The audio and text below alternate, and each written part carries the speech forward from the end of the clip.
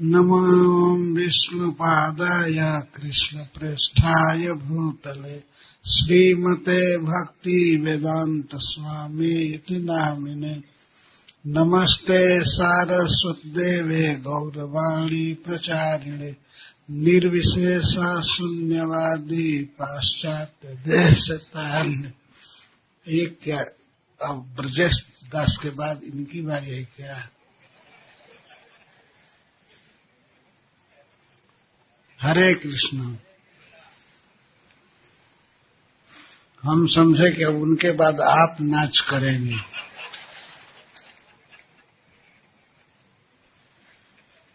श्री चैतन्य महाप्रभु की जय, श्री रूप गोस्वामी की जय। श्री प्रहलाद उवाच श्रवणं कीर्तनं विष्णोः स्मरणं पादसेवनम्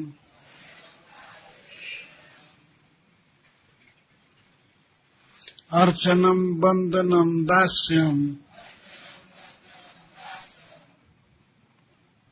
सख्यमात्मनिवेदनम् इति पुंसार्पिता विष्णु भक्तिश्चेत् नवलक्षणा क्रियते भगवत्तद्धा तन्मन्ये अधीतमुत्तमम्। श्रवणं कीर्तनं विष्णोः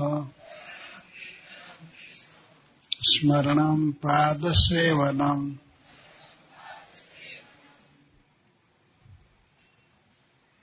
अर्चनं वन्दनं दास्यम्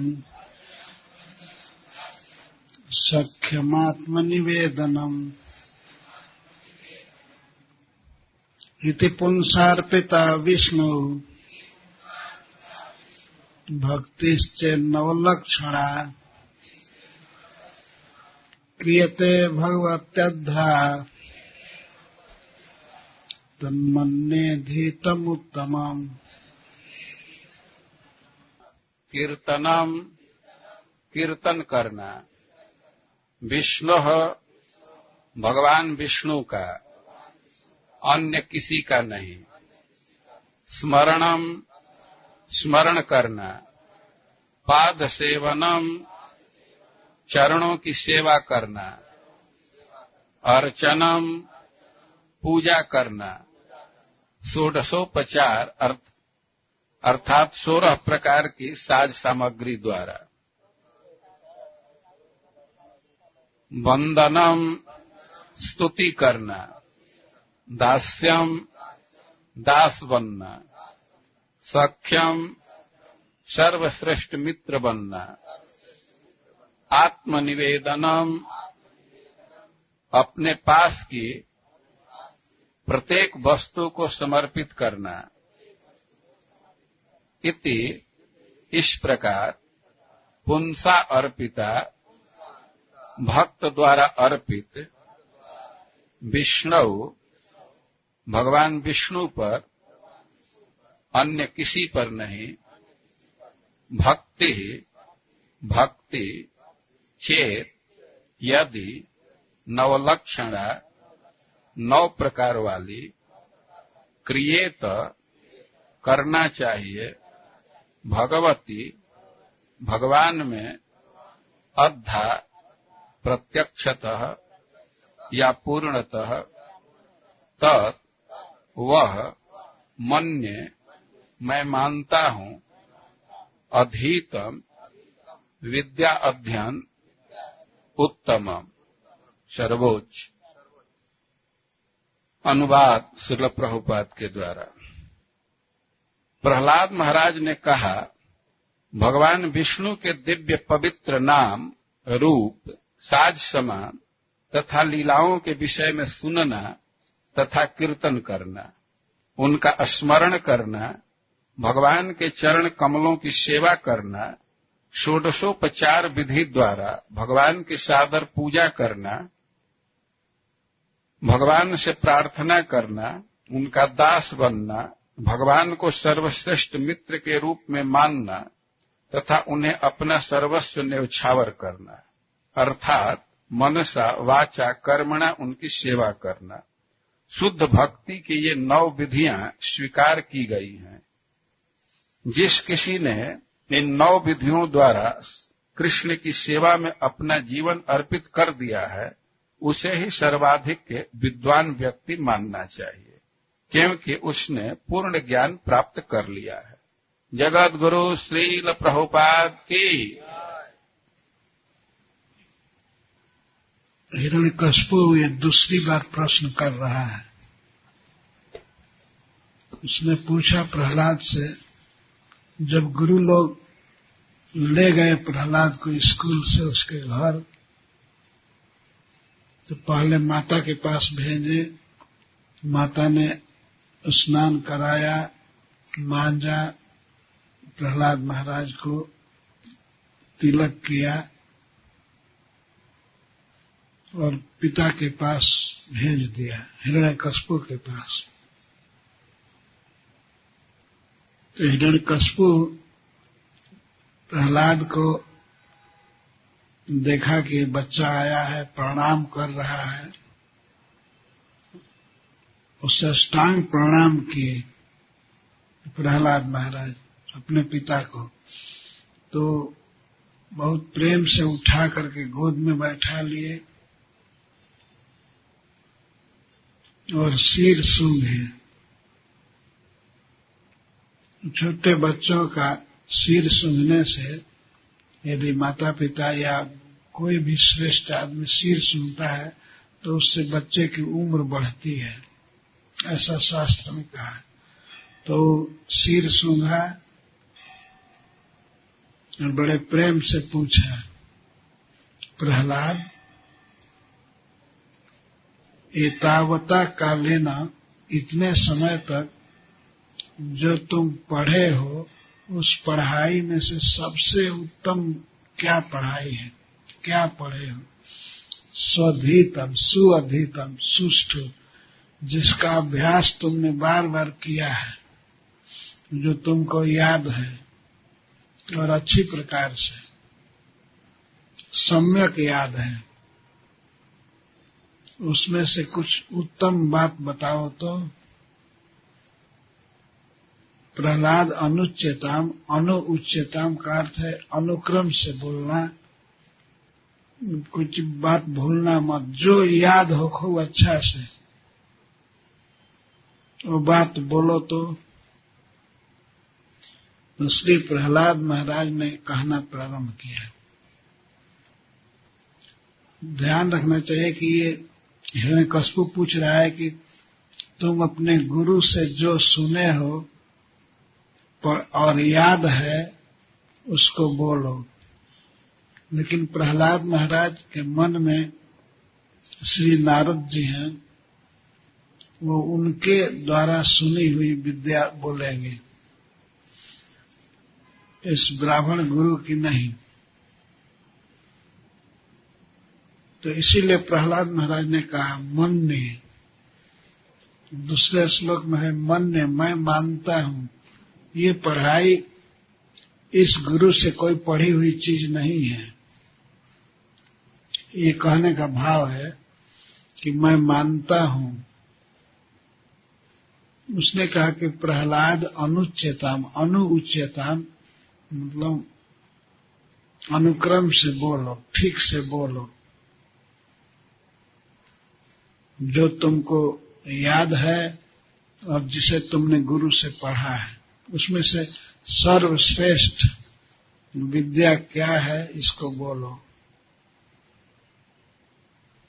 तो श्री प्रहलाद महाराज बोले, श्रवणम कीर्तनम विष्णु स्मरणम पाद सेवनम अर्चनम वंदनम दास्यम सख्यम आत्मनिवेदनम। ये 9 प्रकार की भक्ति बता करके श्री प्रहलाद महाराज ने कहा कि इस प्रकार से कोई पुरुष, कोई भक्त भगवान में अर्पित करके भक्ति करता है, भक्ति करके बाद में अर्पित करता है ऐसा नहीं, अर्पित करके भक्ति करता है। 9 प्रकार की भक्ति यदि कोई करता है चेत यदि, तो इस विद्या को, भक्ति को मन्ने अधीतम उत्तमम, मैं सबसे श्रेष्ठ अध्ययन मानता हूं। ये उद्गार सुन करके हिरण्यकशिपु पूरा क्रोध में हो गया अपने गुरु पुत्रों पर, शुक्राचार्य जी के पुत्रों पर।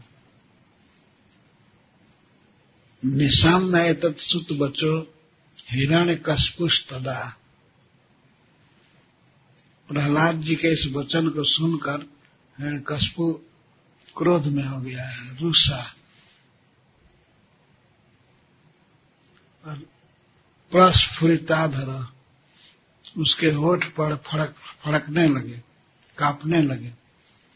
और क्रोध में वो बोलता है गुरुपुत्र से, लगता है कि एक ही गुरुपुत्र आया था, इसीलिए एक वचन का प्रयोग है। गुरुपुत्रम वाचेदम, गुरुपुत्र से बोला। ब्रह्म बंधो किमे तत्, अरे ब्राह्मणाधम, यह क्या हो रहा है? ये प्रहलाद क्या बोला? क्या मैं यही पढ़ाने के लिए भेजा था? ये क्या बोल रहा है? तुम सुन रहे हो ना? किमे तत्, ब्रह्म बंधो किमे तत्, ये क्या बोला है? ब्रह्म बंधो किमे तत्ते विपक्षम सरतासता। आज मैं जान गया कि तुम विपक्ष में रहते हो, हमारे शत्रु के पक्ष में। विष्णु की भक्ति सिखाया हमारे बेटा को। असारम ग्राहितो बालो, ये बच्चे को क्या ग्रहण करा दिया है? ये बेकार मान्यता है। ये क्या तुमने सिखाया? हमारे शत्रु की भक्ति करने की सिखा दिया। वो बेचारा काहे को सिखाया था? कुछ भी नहीं जानता था।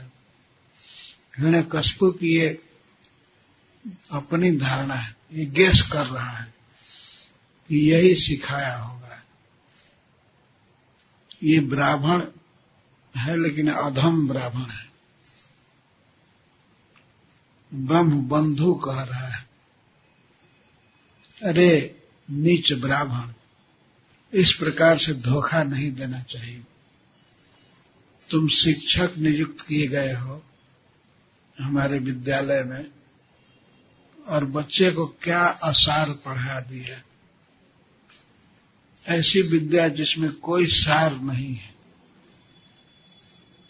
या ऐसी विद्या जिससे बढ़ करके कोई सार नहीं है, ये वास्तव अर्थ है। सबसे बड़ी विद्या यही है, भगवान की भक्ति। लेकिन हिरण्यकशिपु के बुद्धि के अनुसार ये सबसे कंडम पढ़ाई थी। माम अनादृत दुर्मते, जब तुम पढ़ा रहे थे विष्णु की भक्ति, तो मेरा स्मरण नहीं आया तुमको? तुमने जानबूझ करके मेरा अपमान किया, अनादर किया। अनादर क्यों किया? कि तुम्हारी बुद्धि खराब हो गई थी, दुर्मते, तुम्हारी मति खराब हो गई थी। अब मैं तुमको ठीक कर दूंगा। वो मारने के लिए तैयार हो गया ब्राह्मण को। वो ब्राह्मण आदि कुछ नहीं जानता था, वो इतना ही जानता था कि हमारे बच्चे की पढ़ाई ठीक से होनी चाहिए, और ये हमारे बाद राजा बनेगा तो अपराधियों को दंड देना, कर वसूल करना, ठीक तरह से शासन करना, इसको सिखाना चाहिए। उसको विश्वास था कि यही लोग सिखाएंगे। बहुत बड़े नीतिज्ञ के पुत्र थे। भगवान कृष्ण बारंबार महाभारत में बोले हैं कि ऐसी ऐसी बात शुक्राचार्य जी ने कहा है। राजनीति की बात शुक्राचार्य जी बहुत अच्छी तरह से जानते थे। तो शुक्राचार्य जी को भगवान कोट कर रहे हैं, यह बात आचार्य शुक्र ने कहा है। कई बार वे जिक्र किए हैं। तो ऐसे परम विद्वान के पुत्र हो करके और इतना कपट किए तुम लोग, जो आज उसका मैं मजा चखा दूंगा।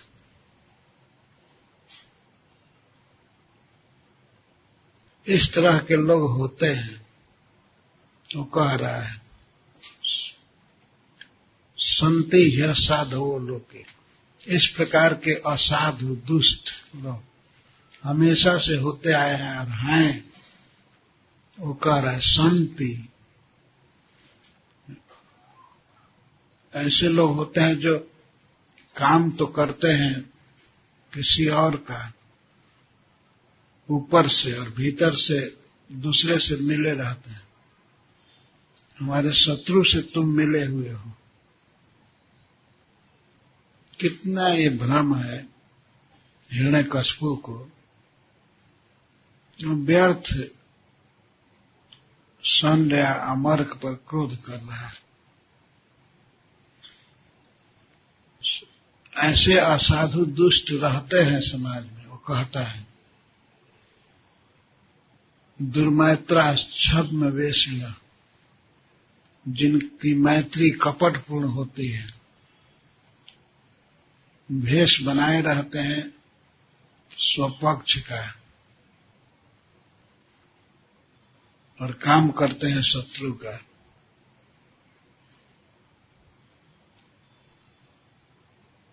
दुर्मैत्रा छद्म वेश्या। आज यदि मेरा बच्चा नहीं बोला होता तो तुमको मैं कैसे जानता कि कपट कर रहे हो। तो प्रहलाद को तुमने क्या सिखाया? हमारे शत्रु की भक्ति सिखा रहे हो, हमारा वेतन लेते हो, खाते हो हमारा, और काम हमारे दुश्मन का कर रहे हो। उसको विश्वास था कि प्रहलाद को यही विष्णु भक्ति सिखाया है, लेकिन प्रहलाद तो गर्भ से ही भक्ति सीखे थे, स्वाभाविक भक्ति थे, कोई बाद में ट्रेनिंग नहीं लिए थे भक्ति का। तो कहने लगा गुरु का पुत्र, न मत प्रणीतम न पर प्रणीतम सुतो बदत्ते तवेंद्र शत्रु। हे इंद्र शत्रु, सरकार आप देवराज इंद्र के शत्रु हैं। हमारे जैसे कमजोर ब्राह्मण के प्रति क्रोध करेंगे, ये ठीक नहीं है। आपको शोभा देता है इंद्र से लड़ने में, जो देवताओं के राजा हैं। हमारे जैसे ब्राह्मण को मारने से क्या लाभ होगा आपको? यह प्रहलाद जो कुछ भी बोल रहा है, ये मत प्रणीतम न माया पाठितम न, मैंने पढ़ाया नहीं है और न कोई आपका शत्रु आकर के पढ़ाया है। कोई वैष्णव नहीं पढ़ाया है इसको। न मत प्रणीतम न पर प्रणीतम। आपके विद्यालय में इतनी चौकसी है कि कोई वैष्णव आ नहीं सकता है, तो कोई नहीं पढ़ाने आया। हम लोग 24 घंटा निगरानी रखते हैं, रात्रि में, दिन में, शाम, सुबह, सब समय। कोई नहीं आया।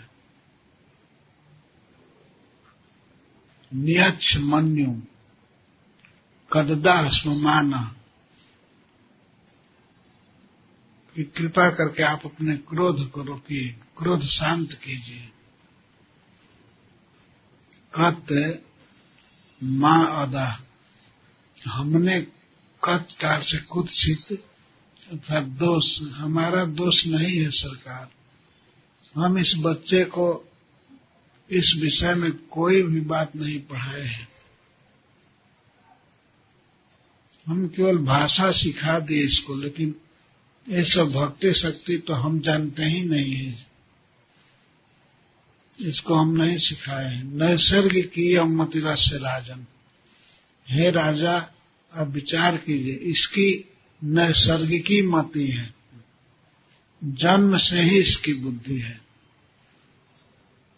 भगवान की भक्ति करना। यम मति ही, इस प्रकार का अंडरस्टैंडिंग ये नैसर्गिकी है, जन्म से ही है। हमारा दोष नहीं है। आप क्रोध को शांत कीजिए। तब हिरण्यकशिपु बोला, उसको विश्वास हो गया कि इसकी बुद्धि नैसर्गिकी है, इन लोगों ने कुछ नहीं सिखाया है। ये लोग ऐसे कांप रहे थे कि उसको विश्वास हो गया। तब पूछा प्रहलाद से, गोद में ही लिए थे। प्रहलाद, ये जो श्लोक बोले हो, श्रवणम कीर्तनम विष्णु, ये गुरु के मुख से नहीं सुने हो तो कहां से सुने, कौन बताया? नचेत गुरुमुखियम, गुरु के मुख से, गुरु के वाक्य से इस प्रकार की चेतना नहीं आई तो कहां से सीखे? ये अभद्रा, ये असती मति, असती मति कि अपने पिता में न लग करके विष्णु में जो तुम्हारी मति लग गई, ये असती मति कह रहा है। उसके अनुसार सती मति तो होती जब तुम आज से ही राजा बनने का ख्वाहिश रखते, मेरा उत्तराधिकारी बनते, लेकिन तुम्हारा भाग्य फूटा हुआ है, अभद्रा और असती मति तुम्हारी हो गई। हिरण्यकशिपु के अनुसार राजा बनना, भोग भोगना संसार का, यही असली बुद्धि थी। लेकिन प्रहलाद की बुद्धि हो गई अब विष्णु का भजन करना, विष्णु की भक्ति ही श्रेष्ठ विद्या है। तो हिरण्यकशिपु के अनुसार ये भाग्य खराब हो गया है, अभद्रा मति हो गई। इसका उत्तर श्री प्रहलाद महाराज देते हैं, मतिर्न कृष्ण है परतः सोतो व मिथो विपदित गृह व्रताना।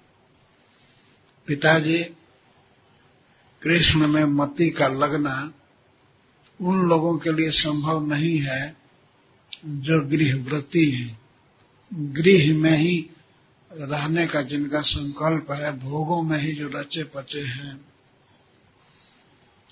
उन लोगों की बुद्धि कृष्ण में नहीं लग सकती है। चाहे स्वतः वे कुछ भी प्रयास करें, अपने प्रयास से नहीं लगेगी, और न तो परतः, और न दूसरे के उपदेश से।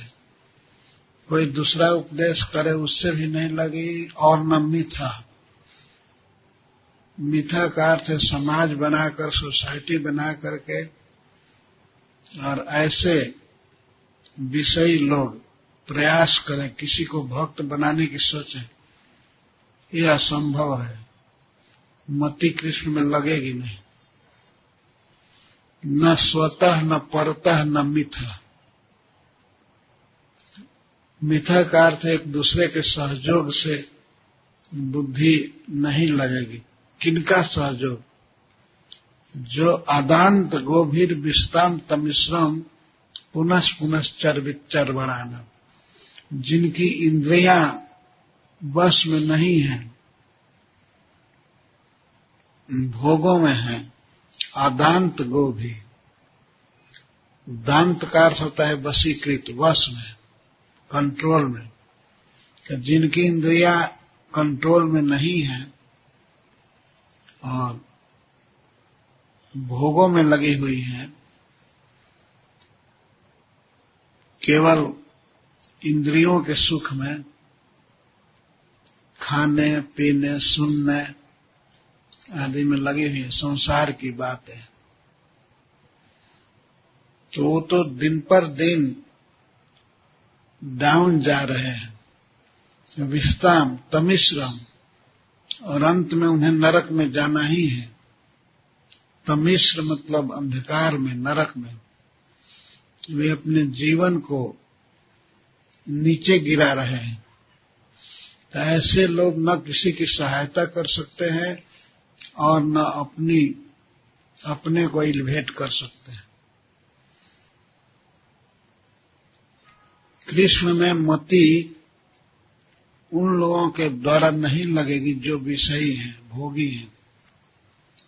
जो भगवान के भक्त हैं वही मदद कर सकते हैं, और विषय भोगों में जो लगे हुए हैं उनके उपदेश से, प्रवचन से ये किसी की बुद्धि नहीं लगेगी। तो मतिर्न कृष्ण परतः सोतोवा मिथो भी पद देता गृह व्रताना। जो गृह व्रत, गृह में ही रम रहे हैं, गृह से तात्पर्य यहाँ है जो शरीर में आत्मबुद्धि किए हैं और शरीर को सुख देने वाली वस्तुओं के संग्रह में लगे। जो ऐसे विषयी भोगपरायण व्यक्ति की बुद्धि भगवान में नहीं लगती है,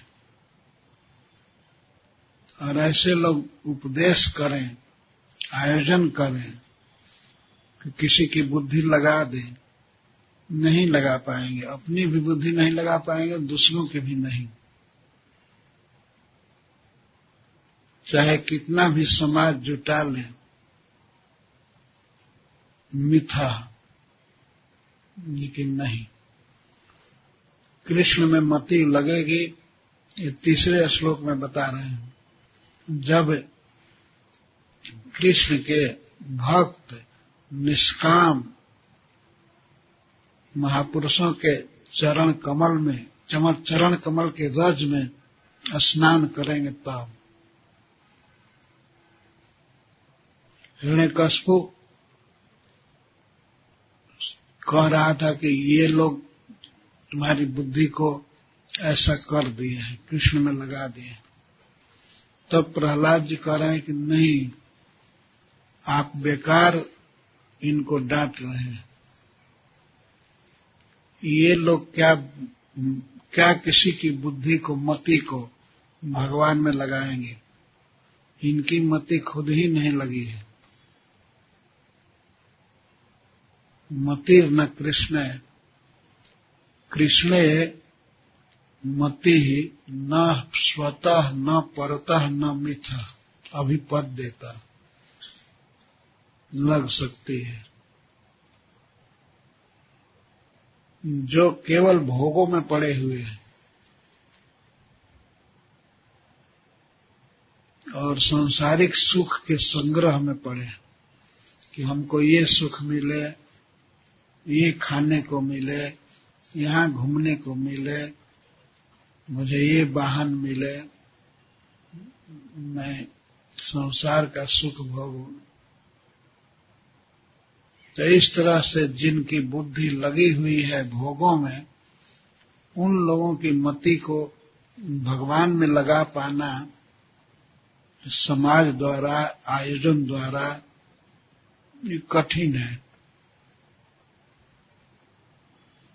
कारण है कि नते विदुः स्वार्थ गतिम हि विष्णु दुराशया ये बहिरर्थ मानिना। ये सांसारिक लोग दुराशय हैं, इनका हृदय बहुत गंदा है। तो प्रकारांतर से श्री प्रहलाद महाराज हिरण्यकश्यप को भी ऐसे ही कह रहे हैं कि दुराशय हो। आशय का अर्थ है हृदय और दुख का अर्थ है बहुत कुत्सित, दुष्ट हृदय। तो इस प्रकार से जिसका हृदय दूषित है, दुराशया है, वह व्यक्ति अपने जीवन का लक्ष्य कभी विष्णु को नहीं समझ पाता है। स्वार्थ गति, जितने जीव हैं उनका वास्तविक अर्थ भगवान विष्णु है। तो विष्णु को प्राप्त करने की लालसा होनी चाहिए, लेकिन वे इसको जानते ही नहीं है कि हमारा जीवन भगवान को प्राप्त करने के लिए है। अपने स्वार्थ की गति को,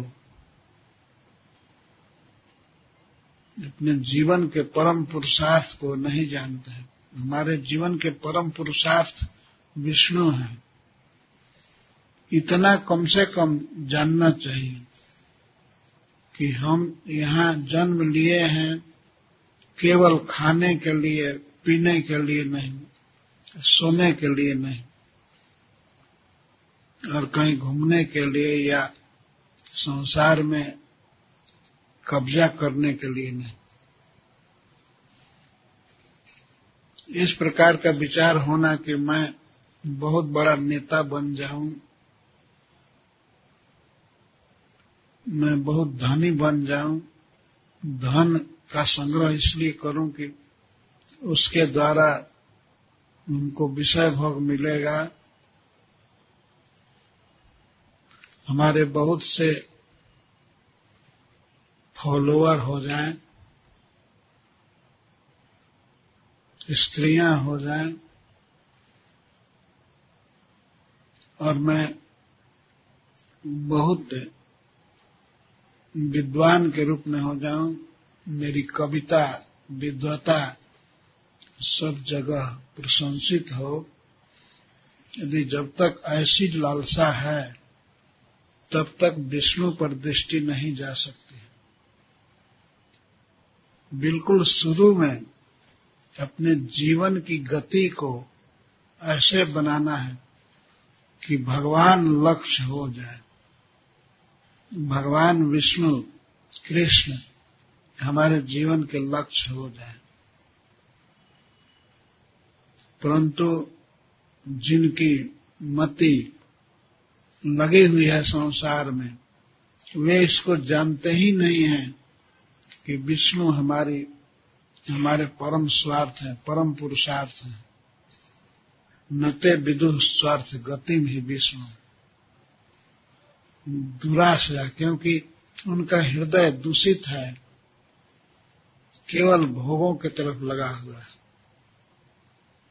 बहिरर्थ मानिना, वे बाहरी भौतिक दुनिया की वस्तुओं को ही अर्थ समझते हैं। भौतिक संसार में वस्तुएं हैं माया के द्वारा रची हुई, इन्हीं को पाने में लाभ समझते हैं।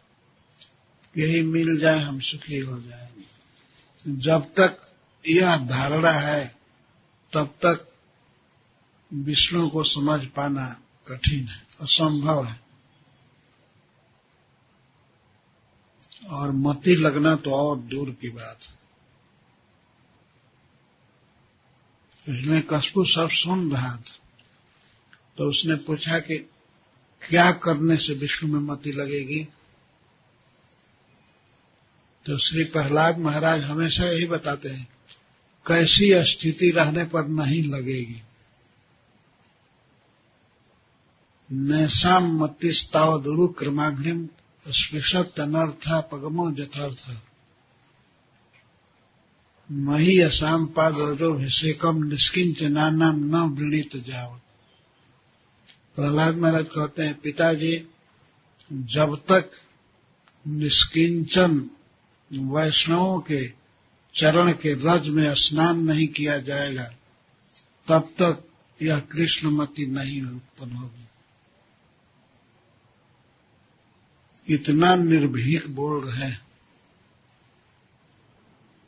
हिरण्यकशिपु के सामने।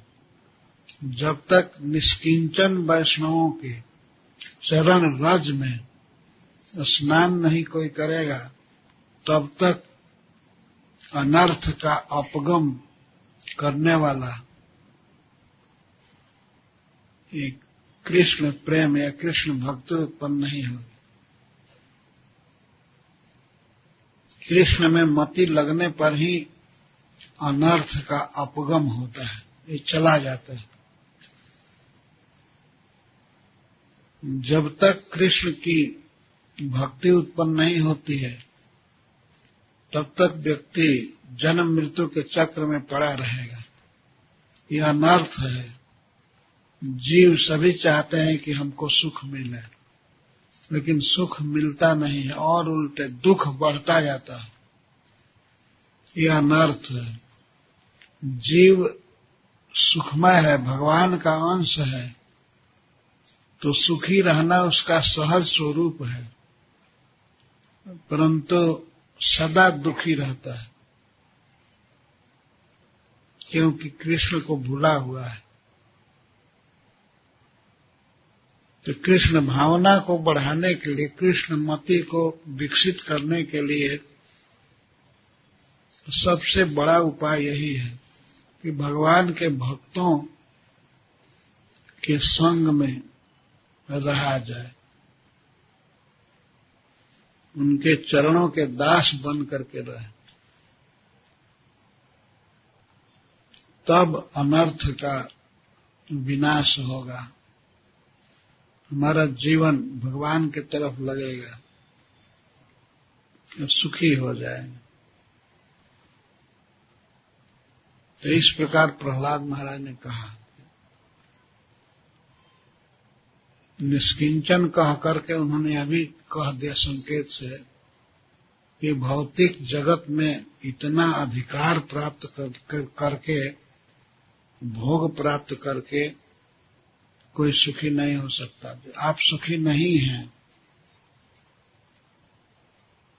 क्योंकि आप निष्किंचन नहीं हैं, और मूलतः विष्णु भक्त हैं ही नहीं, वैष्णव हैं ही नहीं।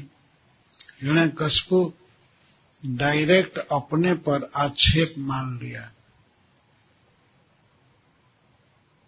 और वह प्रहलाद से इतना रंज हुआ कि उनको पहले गोद में लिया था, आयुष्मान कहा था, तुम्हारी उम्र बढ़े, तुम बहुत दिन जियो, लेकिन इतना क्रोध है कि गोद से उठा करके और पक्का फर्श पर पटक दिया ऊंचे आसन से, यह सोच करके ये मर जाएगा एक बार में।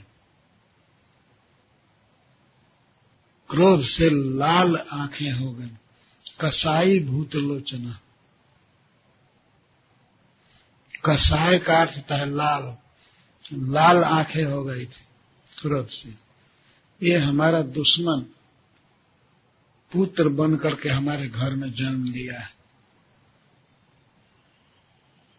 तो कहने लगा, निश्चित ये हमारे भाई का हत्यारा है। कुछ लोगों ने पूछा, कैसे? हमारे भाई को विष्णु ने मारा और विष्णु का ये सेवक बन गया, छी छी, दास बन गया विष्णु का। खानदान को डुबा दिया। इसलिए अब मैं आज्ञा दे रहा हूं, सर्वैरुपायर हन्तव्य, जो भी उपाय काम करे इसको मार डालो। मैं नहीं चाहता हूं कि जीवित रहे, इसको जीना देखना नहीं चाहता। कुछ असुरों ने कह दिया, सरकार आपका पुत्र है, इसको कैसे मारेंगे? तब वो कहता है, पुत्र होने से क्या हुआ? यदि दूसरे का पुत्र या कोई वस्तु हित करती है तो वही अपना पुत्र है।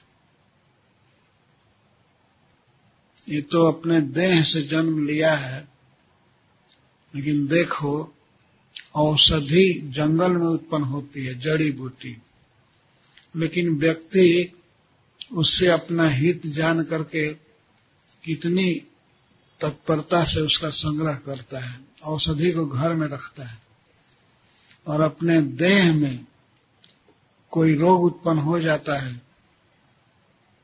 कैंसर हो जाता है, सड़ान होती है, तो अपने देह में उत्पन्न हुआ है रोग, तो देह की रक्षा के लिए उस अंग को व्यक्ति काट कर फेंक देता है। इसलिए ये बेटा है तो क्या है, हमारा शत्रु है। यह देखो भी 5 साल का है, लेकिन अपने चाचा को मारने वाले विष्णु की भक्ति कर रहा है। भूल गया कि पिता ने जन्म दिया, माता ने जन्म दिया, इसका परवरिश किया, इसकी सेवा किया। इस बात को ये नालायक भूल गया। चाचा से प्रेम नहीं है, बाप से प्रेम नहीं है, विष्णु से प्रेम हो गया।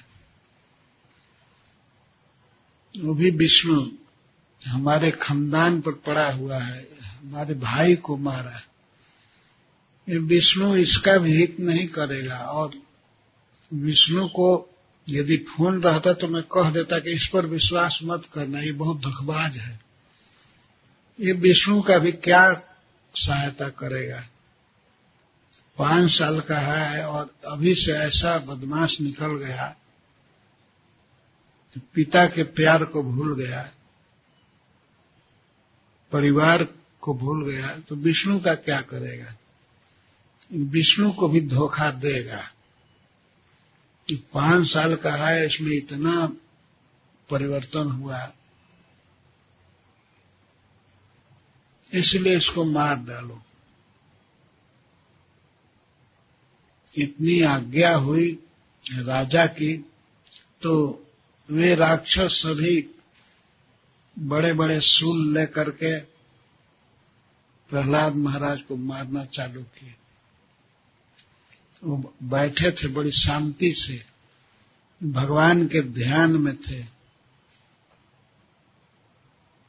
प्रहलाद महाराज जी का स्मरण कभी टूटता नहीं था,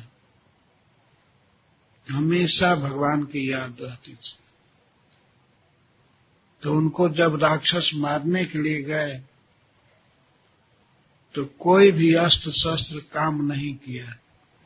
वे शूल ले जाते थे धसाने के लिए, उनके पेट में, उनके कंठ में, सारे मर्म स्थानों में, छाती में, सब जगह धसाना चाहते थे। लेकिन भगवान तो अखिलात्मा है, सभी वस्तुओं के आत्मा वही है, उस शास्त्र में भी थे।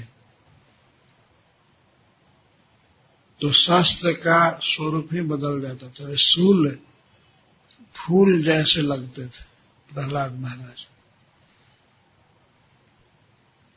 बड़े बड़े सर्पों को लाया गया, बहुत से सपेरा आए सांप ले लेकर प्रहलाद महाराज को डसवाने के लिए,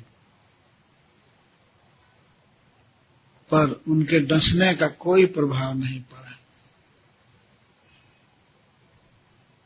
और बहुत से दिग्गज मंगाए गए, बड़े बड़े हाथी, जिनको ट्रेनिंग दिया गया था कि किसी को कुचल करके मारने का पैर से, बहुत ट्रेनिंग हुआ था, लेकिन वे हाथी जब अपना पैर करते थे प्रहलाद जी पर तो उनका पैर लगता था कि जल जाएगा।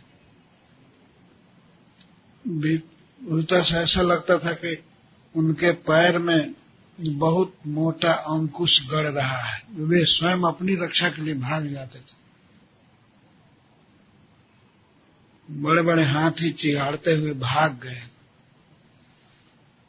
और यह भी वर्णन है कि वे हाथी रौंदते हुए राक्षसों को चले गए। वे लोग प्रेरित करते थे, महावत लोग, हाथी को, लेकिन हाथी उल्टा भाग करके उनको ही मसल देते थे। तब हिरण्यकशिपु ने कहा कि हाथी से मत कराओ, अब पहाड़ से बहुत बड़ा बड़ा चट्टान लाओ और चट्टान इस पर पटको।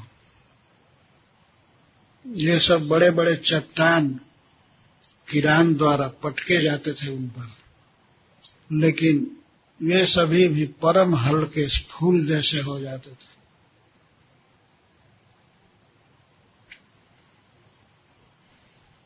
तो उपाय किया गया, इसको निराहार रखा जाए, भोजन न दिया जाए। कई महीने तक बिना खाए पिए रहे, एक कोठरी में बंद करके, जहां केवल विषैली गैसें भरी गई थी, उसमें रखा गया। लेकिन वहां भी श्री प्रहलाद महाराज वैकुंठ जैसा सुखी रहे। ये लोग जब देखते थे तो श्री प्रहलाद महाराज महामंत्र का कीर्तन गाते हुए मिलते थे। हरे कृष्णा कृष्णा कृष्णा हरे हरे, राम राम राम। तो कोई भी आतंक उनको प्रभावित नहीं किया। फिर पकड़ करके ले गए बड़े ऊंचे ऊंचे पर्वतों पर, हिमालय पर ले गए, वहां से पटकने के लिए मंदराचल पर ले गए, सुमेरु पर्वत पर, वहां से पट के नीचे जो 10,000 योजन ऊंचा है, तो सुमेरु पर्वत तो 1,00,000 योजन ऊंचा है भागवत के अनुसार। वहां से पटका गया कि गिर करके मर जाएगा, लेकिन बीच में ही भगवान रोक लेते थे। उनको कभी कोई चोट नहीं लगी, कोई पीड़ा नहीं हुई। और हिमालय में अत्यंत बर्फ में उनको छोड़ा गया, लेकिन फिर भी वे भगवान के नाम को लेते रहे आनंद से। उनकी मृत्यु नहीं हुई। दवाग्नि में रखा गया, लेकिन वहां भी नहीं मरे। बहुत से गैस सिलेंडर को खोल करके जलाया गया, लेकिन श्री प्रहलाद पर इन सब विपदा का कोई असर नहीं हुआ।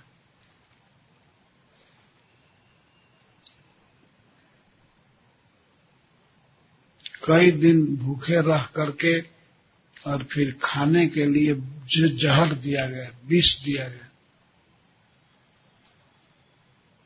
पर श्री प्रहलाद महाराज के शरीर पर और मन पर कोई भी क्षति नहीं हुई, हानि नहीं हुई। ये परम प्रसन्न थे और शरीर भी पूरा फ्रेश था। तब हिरण्यकशिपु बहुत डर गया और वह अब अपने फेर में पड़ा कि अब इसके विरोध से लगता है कि मैं ही मर जाऊंगा। बहुत चिंता में पड़ गया।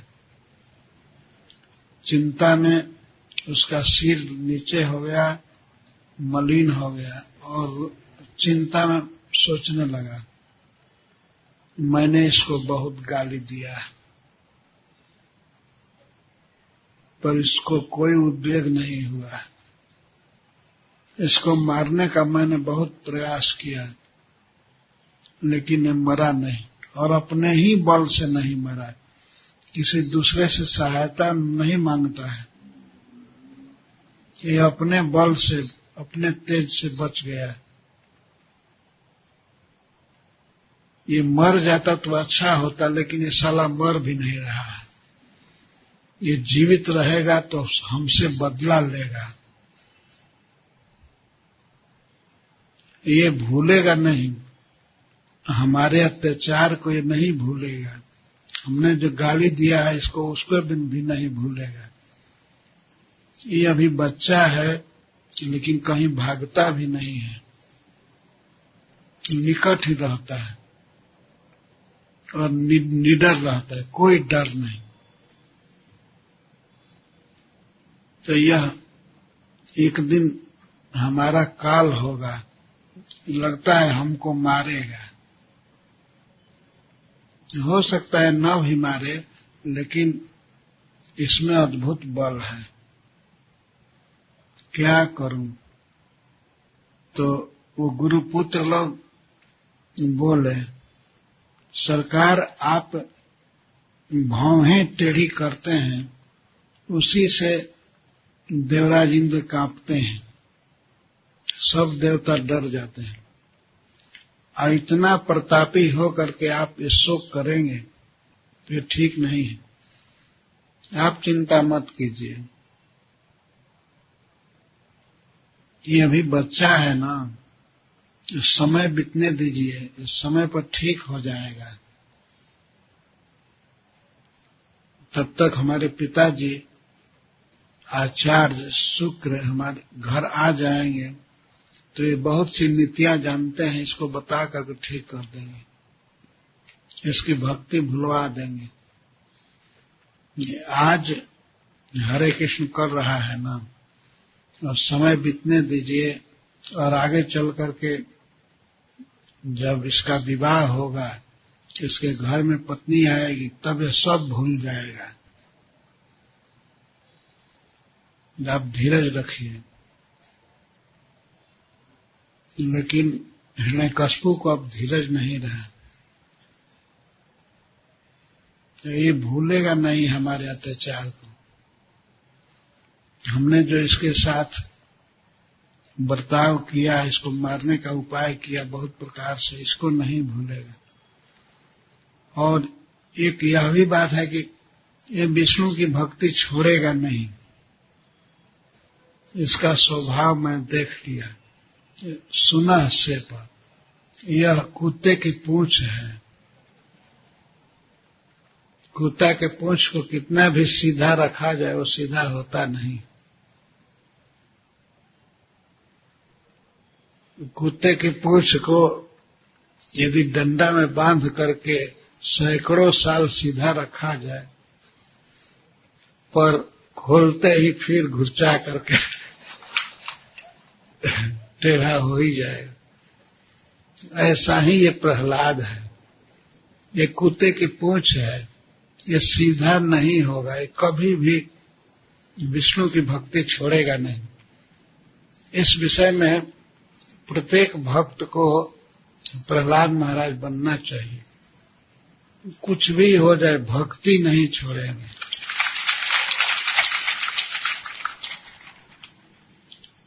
अथवा सुना सेप का अर्थ है, एक राजा का लड़का था, सुना सेप। एक नाम अजिगर्त नाम का एक राजा था, उसने अपने मध्यम पुत्र को बेच दिया।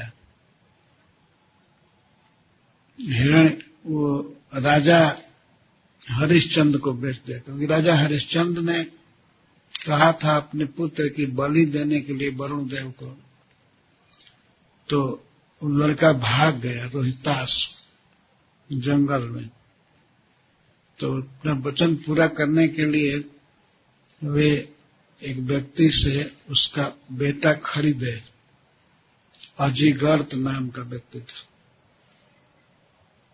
उसका नाम था सुनहसेप।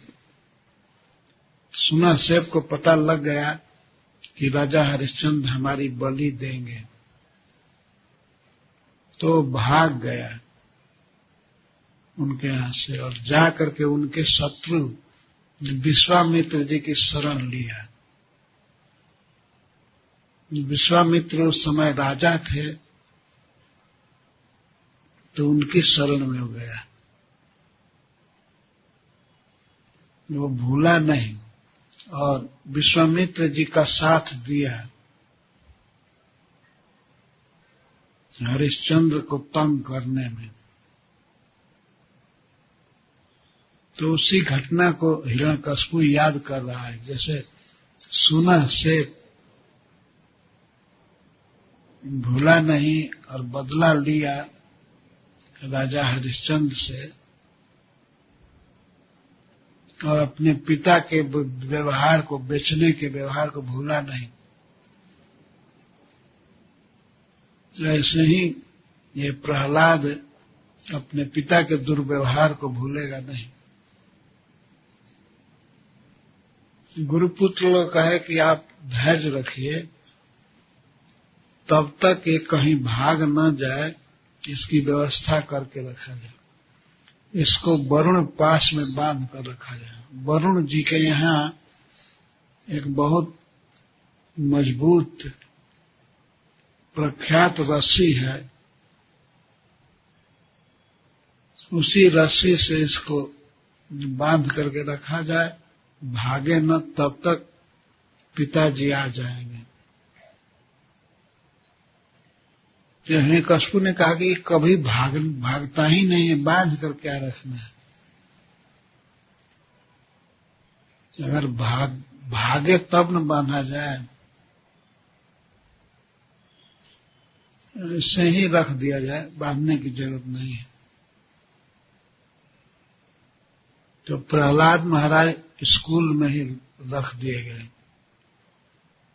और गुरु लोग जब घर के काम में फंस जाते थे तो अपने सहपाठियों को इकट्ठा करते थे प्रहलाद महाराज, और भक्ति का उपदेश करते थे। इसका इतना सुंदर प्रभाव हुआ कि सभी लड़के कृष्ण के भक्त हो गए, सब भक्त हो गए। सबने प्रतिज्ञा किया, मांस नहीं खाएंगे, शराब नहीं पिएंगे,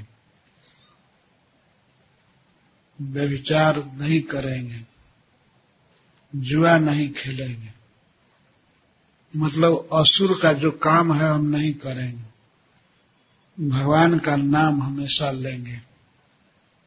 वे सब प्रतिज्ञा किए, परम शुद्ध भक्त हो गए। यह खबर गुरु जी ने दिया हिरण्यकशिपु को।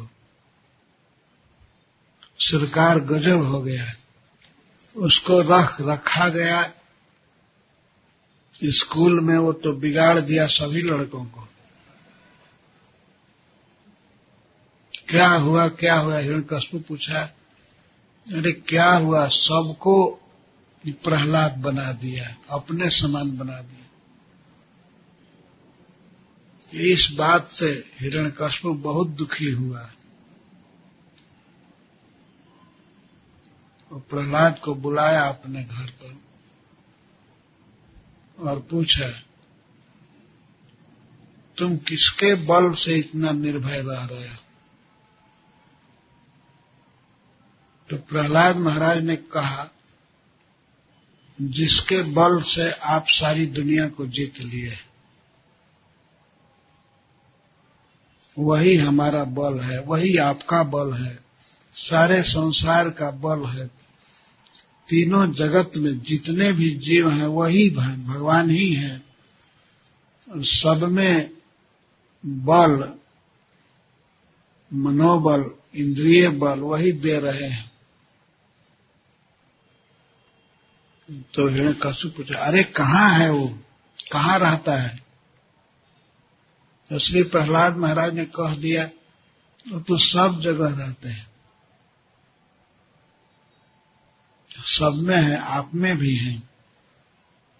क्यों अटपटांग बात कर रहे हो? हमारा शत्रु हमारा बल हो सकता है, तुम्हें बल भेज रहा होगा, सप्लाई कर रहा होगा, लेकिन हमको बल नहीं देगा। वो कहाँ है पहले ये पता लगा रहा हूं, उसको मार करके रहूंगा।